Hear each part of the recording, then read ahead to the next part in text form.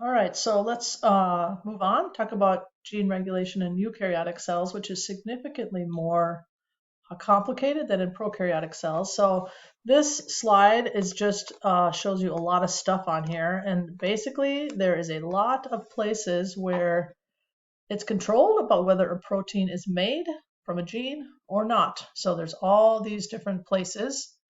There's structural control of the chromosomes. Actually, there's control at the level of transcription, and there's control at the level of post-transcription and also translation. So I kind of listed those out here from your study guide. Actually, I should say I took this off your study guide and put it on here. So this is where we are. So if you're going with your study guide, it's these 10 pages, and I'm just going to try to talk you through all these different ways that eukaryotic cells regulate their gene expression. It's super interesting, but I always say that I think it's all interesting. Okay, so the first way is by controlling the structure of the chromatin. Okay, remember the chromatin is the structure of the chromosomes when they're surrounded by histones and coiled up. Okay, and so if the chromosomes are coiled up more tightly, that's one way to control whether transcription can happen because RNA polymerase can't get in there to transcribe it. And there's some modifications that happen to these histone proteins that can either make transcription go more easily or more difficultly. Okay, one of them is to add an acetyl group. So if you remember your polyatomic ions, either from AP Chem or chemistry, or acetic acid, you remember that? This is an acetyl group, okay? That's a carbon. So C2H3O2 minus 1 is the acetate ion. And an acetyl group is just that 2-carbon piece attached to something. So if these histone proteins have acetyl groups on them, they've been modified by having acetyl groups added. That's going to loosen up that structure, and the polymerase will be more able to get in there to transcribe. Okay, on the other hand, methyl groups, which is methane is CH4, so methyl is just a single carbon, 3 hydrogens attached to something. If the histones have been modified with methyl groups adding on there, that tightens up the histones, making it harder to transcribe. So that's regulation at the level of the structure of the chromatin. And we've seen this example before of DNA methylation, and this was a bar body. When one of those X chromosomes gets inactivated, and it happens because of DNA methylation. So that's something you've seen before. All right, another one of chromatin structure is called epigenetics, and this is super interesting. Epigenetics is, I think, kind of an exploding field, or it's been exploding for a while, and it studies how changes in gene expression affect the long-term phenotype. And kind of the main one classic example is identical twins. You know, identical twins at birth are identical, right? They have identical DNA, they look identical, and so on. And that's true maybe up till age 3, maybe 4. But, you know, as identical twins get older, they start to look different. They start to act differently. And how could this be, right, if their DNA is the same? So scientists have looked at the DNA methylation patterns of identical twins, and they've been able to look at the person's DNA, look at the twins' DNA, and seen that they're methylated the same. But as they get older, you know, those methylation patterns are changing, and the twins start to diverge a little bit. They look a little bit less differently, look a little different, I guess is a better way to say that. And, you know, they start to change. Okay, so patterns of DNA methylation is an epigenetic control mechanism. And things from the environment are somehow methylating or causing DNA to get methylated, which results in changes of phenotype. So we probably all know some twins that started out totally identical and aren't anymore. And we're not the same as when we were born either because of DNA methylation. All right, so epigenetics is really cool, okay?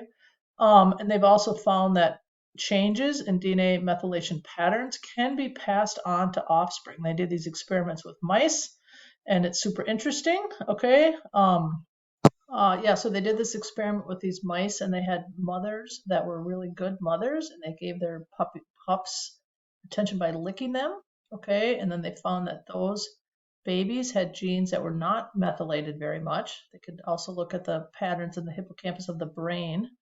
The bad mom did not lick her babies. She did not take good care of her babies and found that those babies' brains had highly methylated DNA. So then they did the experiment. We'll just skip over here to the third one, where they took the bad mom and they took the mice and they injected the baby's brains with this drug that removes methyl groups. And they could reverse that. So they could remove the methyl groups, and then the behavior of the mouse and the patterns in the brain changed. So that was cool. Some of the changes that are epigenetic are actually passed on. So I've also heard this expression that you are what your mother ate. So the behaviors of a mother can be epigenetically show up in the offspring. All right, so that's interesting. Okay, another way that gene regulation in eukaryotic cells is regulated is at the regulation of transcription. Okay, so we've talked about transcription factors, and these are proteins that facilitate the RNA polymerase binding to the promoter. So some transcription factors that are proteins bind to the promoter. They do something that helps the RNA polymerase bind better and facilitate transcription.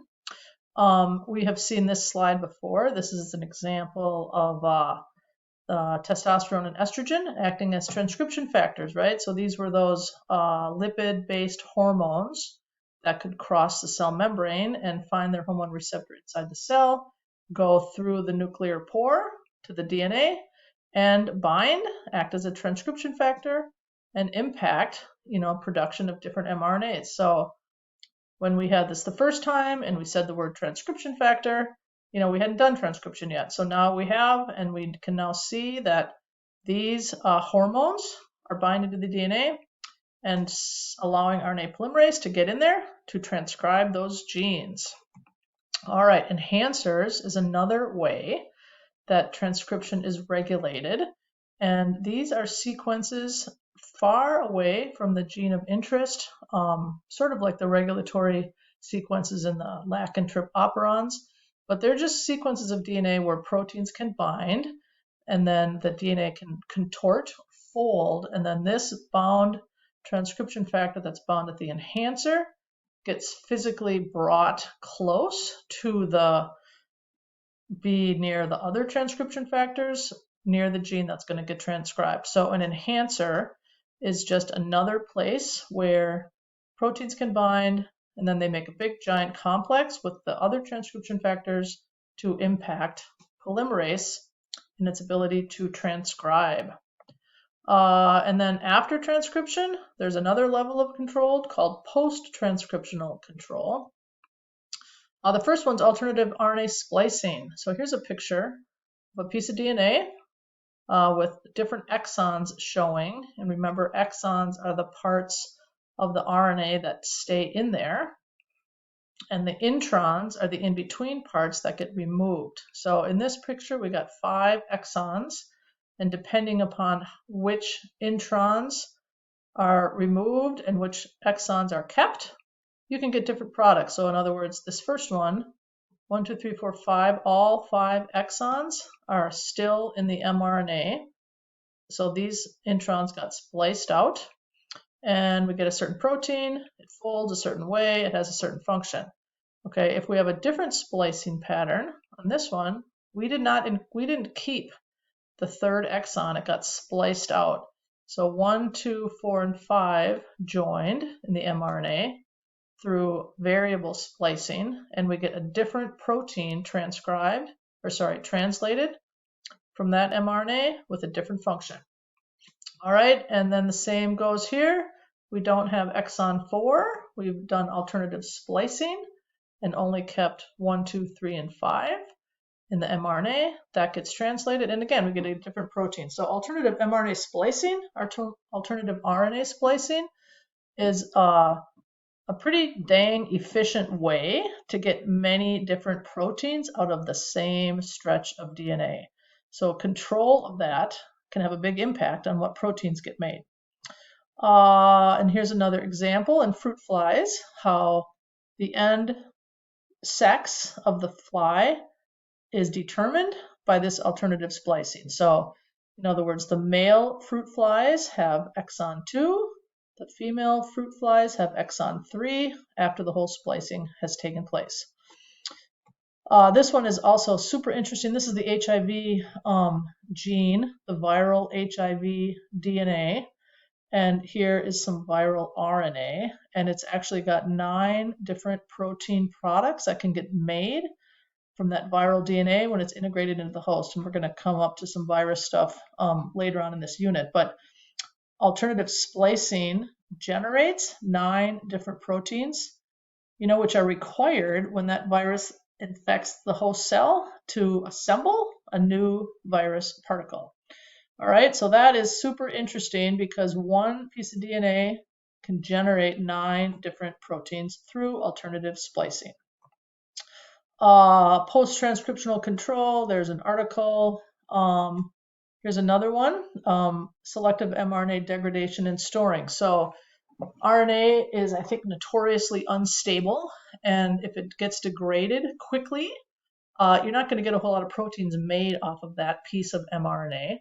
So control of stability of mRNA is another way to control what proteins get made. Okay, so if you need a protein for a long time, you probably don't want that mRNA to be degraded quickly. You want it to stick around.